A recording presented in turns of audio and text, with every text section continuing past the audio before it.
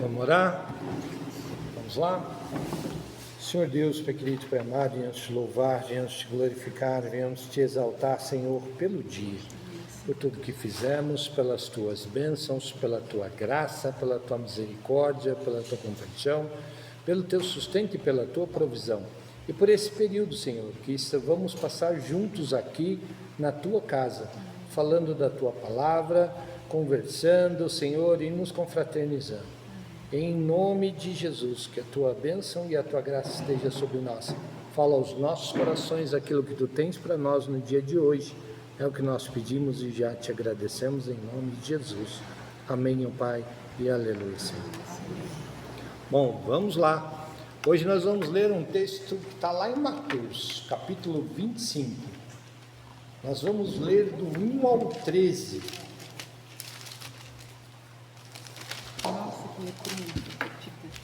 Mateus 25, de 1 a 13. Diz assim: naquele tempo, o reino do céu será como 10 damas de honra, que pegaram candeias e saíram para o encontro com o noivo. 5 delas eram imprudentes e 5 eram sensatas.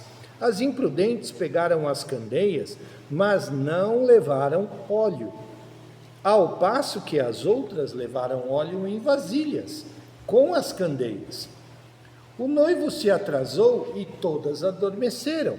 No meio da noite, ouviu-se um grito: o noivo está aqui, saiam ao encontro dele. As jovens acordaram e prepararam suas candeias. As imprudentes disseram às sensatas: deem-nos um pouco do seu óleo, porque nossas candeias estão se apagando.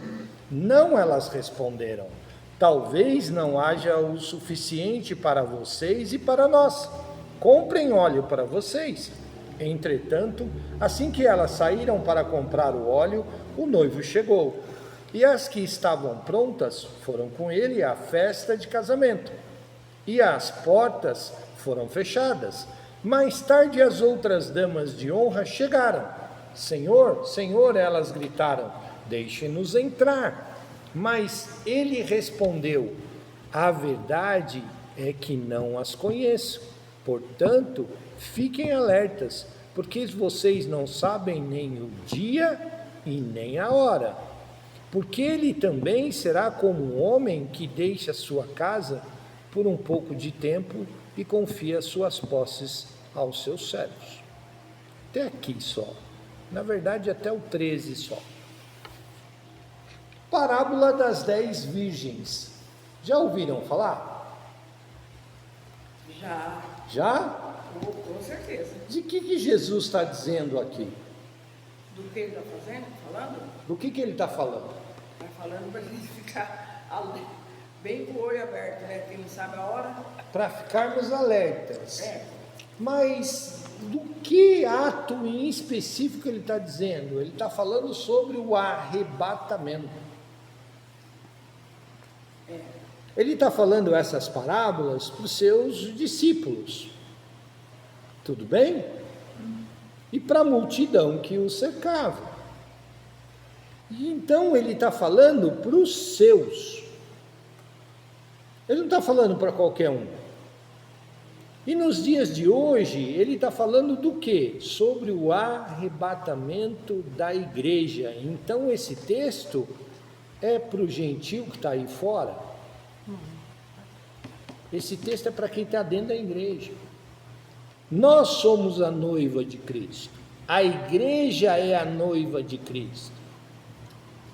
Então, é para a igreja que ele está falando sobre este texto. É para a igreja que ele está falando para esse texto. Lembra que nós temos comentado que no arrebatamento, qual que é a medida da igreja? Toda a igreja vai subir? Não. Qual que é a porcentagem mesmo? 50%, não é? E aqui ele está falando justamente isso também. Quantas noivas tinha? 10. 10 noivas. Quantas eram prudentes? Quantas eram imprudentes? Quantas foram para as bodas? Sim.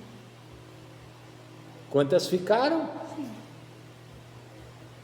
Detalhe, todas elas eram noivas. Todas elas estavam preparadas.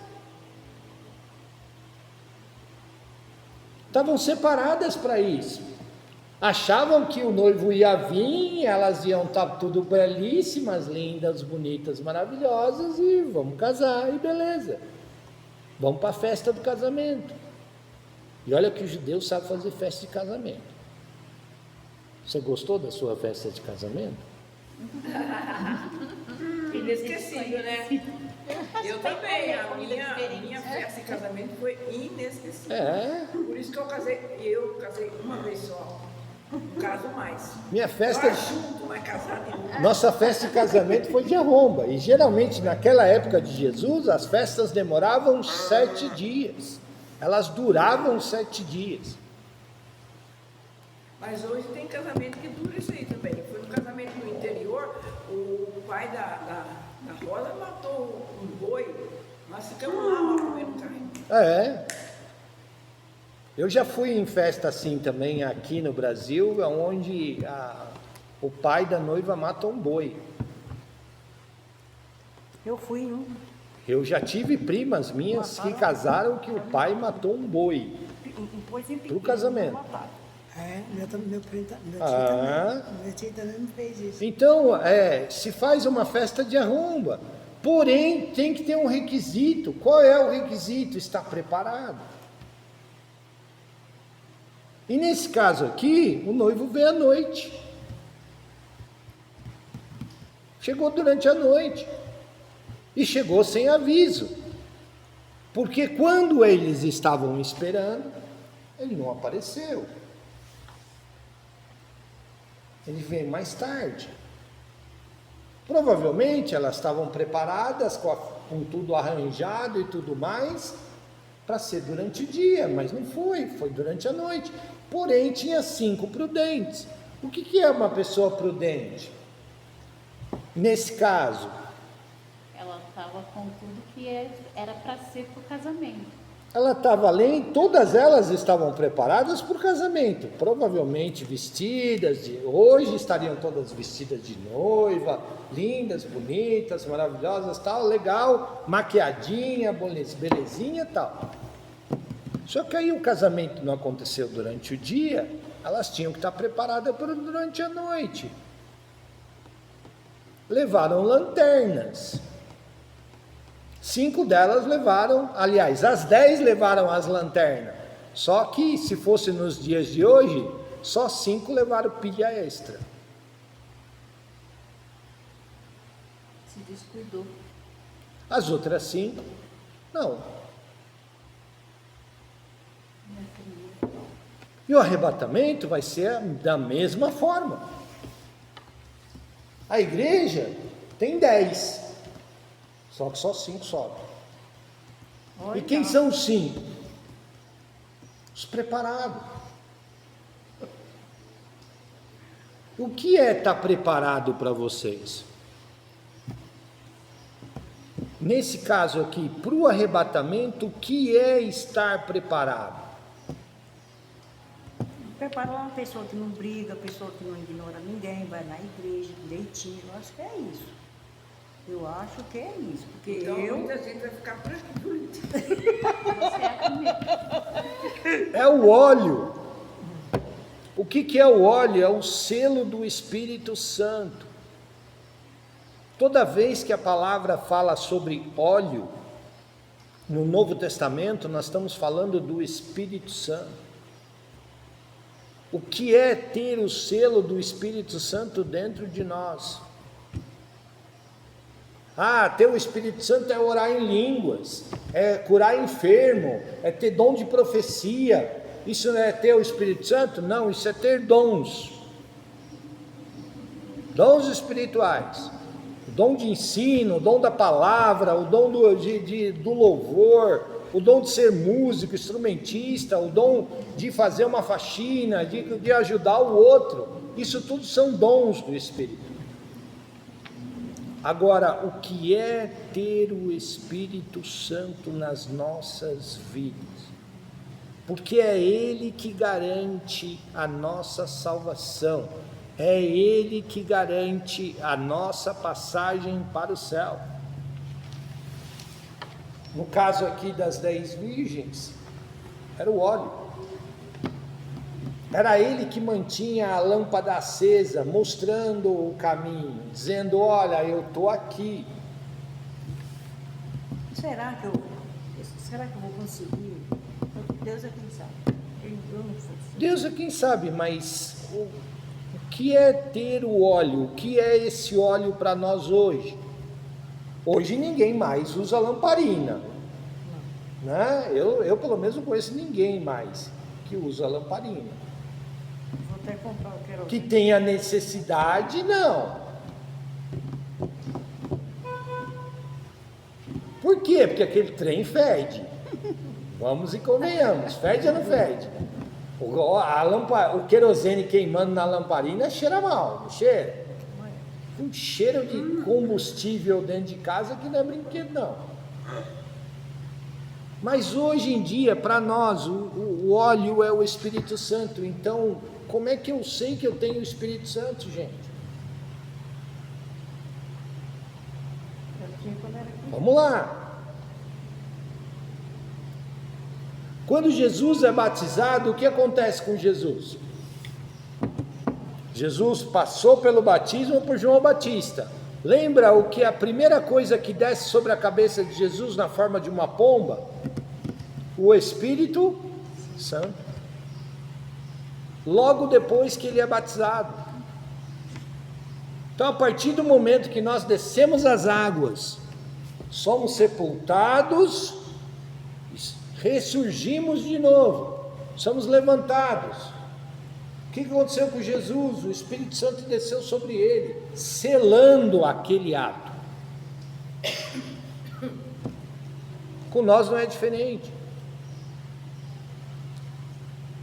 Assim que nós somos batizados, nós recebemos o selo do Espírito Santo sobre as nossas vidas, selando as nossas vidas. Ah, eu só tenho o Espírito Santo se eu orar em língua, se eu botar a mão sobre os enfermos. Não. E tem muitos desses que chegam lá pela palavra. Tem uma multidão que pergunta para Jesus: olha, no teu nome expulsamos demônios, curamos enfermos e que não sei o que, falamos em línguas, expulsamos demônios. Jesus vira para eles e fala assim: apartai-vos de mim, porque eu nunca vos conheci. Ué, mas eu fiz essas coisas no seu nome, no nome de Jesus. Foi você que expulsou o demônio? Não. Quem que expulsou o demônio? No nome de Jesus. Foi você que curou o enfermo? Não. Quem curou o enfermo? Deus. Por causa do quê? Por causa do nome de Jesus. Você foi só um instrumento. Então, o que garante a sua salvação, o que garante a sua entrada no céu é o selo do Espírito Santo, é o óleo na candeia. E ele tem que estar habitando em você. É ele que é a garantia. É ele que é seu passe livre.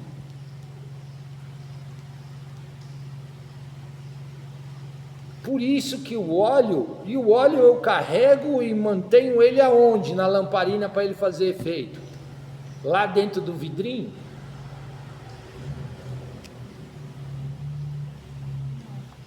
Não. Para ele fazer efeito, para ele iluminar, ele tem que estar aonde? Dentro da lamparina. Bem acesa a lamparina, né? É. Dentro do candeeiro. Dentro do candeeiro. É dentro do candeeiro mesmo. Porque fora não resolve. Porque fora não resolve. Então o Espírito Santo tem que estar habitando em mim. Se não fora, ele não serve.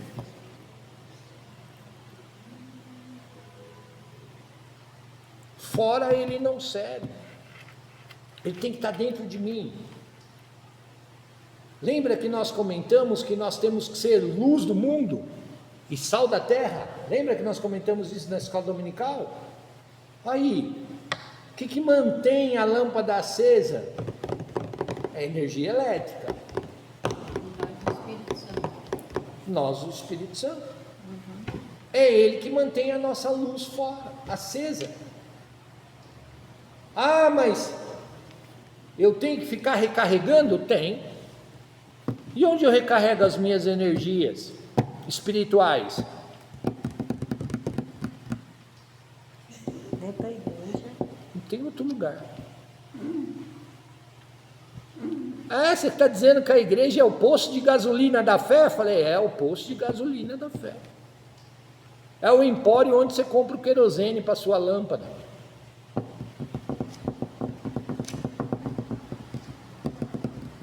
E o que aconteceu com essas 5 aqui?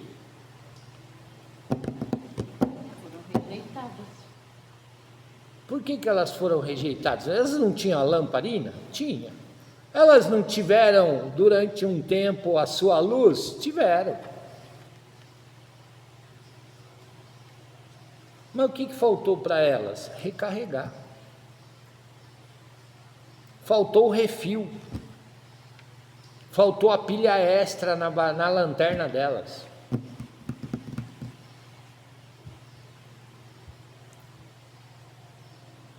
Faltou estar frequentando a igreja.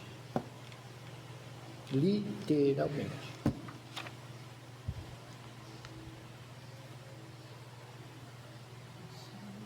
Bom, todo mundo aqui já conheceu alguém que já teve um pau velho, um carro velho, caindo aos pedaços? Que você entra dentro do carro, teve uma época que nós estávamos com, inclusive eu acho que foi com o Palio. Pau velho. Nós não precisa nem ser pau velho, nós tivemos o nosso carro antes desse, queimou o sensor do tanque de combustível. Ou seja, a gente chegava lá, colocava combustível no carro, mas não movimentava o ponteirinho lá do combustível no painel. É a pior coisa. Aí levei no mecânico, o mecânico virou e falou, Qual o risco de ficar sem no meio do caminho? eu vou ter que desmontar o seu tanque. Para isso o tanque tem que estar vazio, senão você vai perder todo o combustível que você estava aí. Nós tínhamos acabado de encher o tanque. Misericórdia. Tudo bem, então nós vamos andar com o carro. Aí a Zilda perguntou para mim, virou e falou assim, viu, mas como é que você sabe que você tem... Como é que você sabe quando é que o combustível vai estar acabando? Eu falei, é fácil. Parou? Parou, acabou, né? Parou, acabou, mas antes disso, zerei o cronômetro da quilometragem do computador de bordo. Falei, olha, eu sei que com um tanque de álcool, eu vou rodar em torno de mais ou menos uns 400 quilômetros. 300 e pouco, 400 quilômetros. Quando chegar nos teus 380, eu encosto no mecânico e falo para ele, ó, o tanque deve estar vazio. Se tiver um pouco de combustível, vai ser pouca coisa, vai perder pouca coisa. Tudo bem, combinado. Beleza, estamos lá, estamos andando, beleza, tal, tranquilo. Ficamos na mão? Não. Mas também saindo do mecânico, posto de gasolina. Como também já aconteceu, daquela luz da reserva entrar e ligar. E você está longe de um posto de gasolina. Ainda não. Aí você vira, você fala assim, pô, já aconteceu com a gente também. Acender a luz da reserva. Aí a gente sabe que a gente tem uma pouca quilometragem para a gente rodar. E no Espírito Santo? E na fé? Você vai arriscar chegar na sua luz de reserva?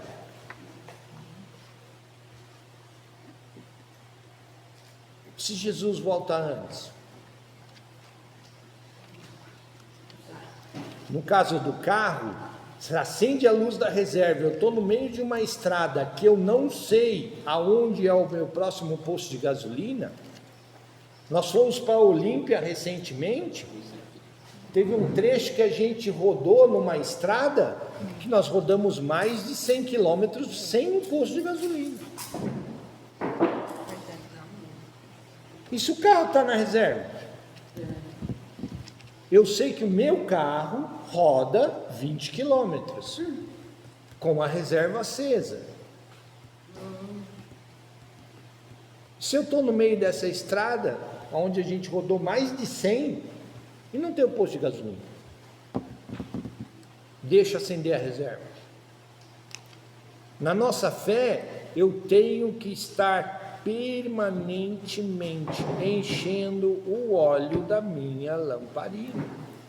Eu tenho que estar permanentemente vindo à igreja para reabastecer as minhas energias, para ouvir a palavra, para ser reabastecido, manter com o tanque cheio. A Arlete já deve ter escutado isso de um mecânico. Não fica andando muito com o carro na reserva, porque vai sujeira na injeção. Vai sujeira na injeção eletrônica. E muitas vezes na fé é a mesma coisa. Se eu deixo o óleo esvaziando, vem as coisas de fora, enfiam sujeira na minha lamparina. Quando o querosene fica sujo, como é que é? Sobe aquela fumaça preta, não sobe? Quando o gás está acabando, não sobe aquela, não fica, os fundos da panela ficam tudo preto. Por quê? Porque ele está queimando sujeira, junto com o gás. Então não deixe seu tanque espiritual entrar na reserva não. Venha à casa do Pai. Se abasteça, saia abastecido, porque Jesus está voltando, o noivo está às portas e vai levar uma igreja preparada. Queira fazer parte dos 50%, não fica para trás não, não fica para trás não. Tá ok? Tudo bem? Vamos manter o óleo da nossa lamparina cheio, alto, com a chama viçosa, porque se deixar ir acabando o óleo, né? Na semana passada nós perguntamos aí o que é que tem tomado o lugar. Lembra disso? O que Deus pode bater na sua porta e falar assim: eu quero isso daqui, ó, porque está tomando meu lugar, sacrifica para mim.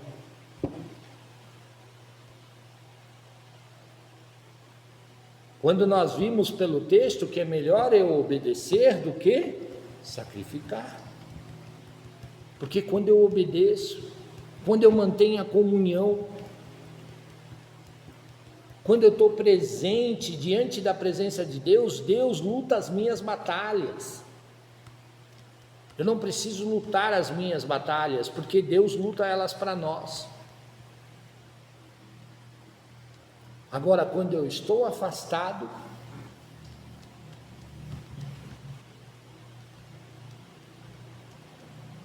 não é assim? Você já viu aqueles filmes de guerra?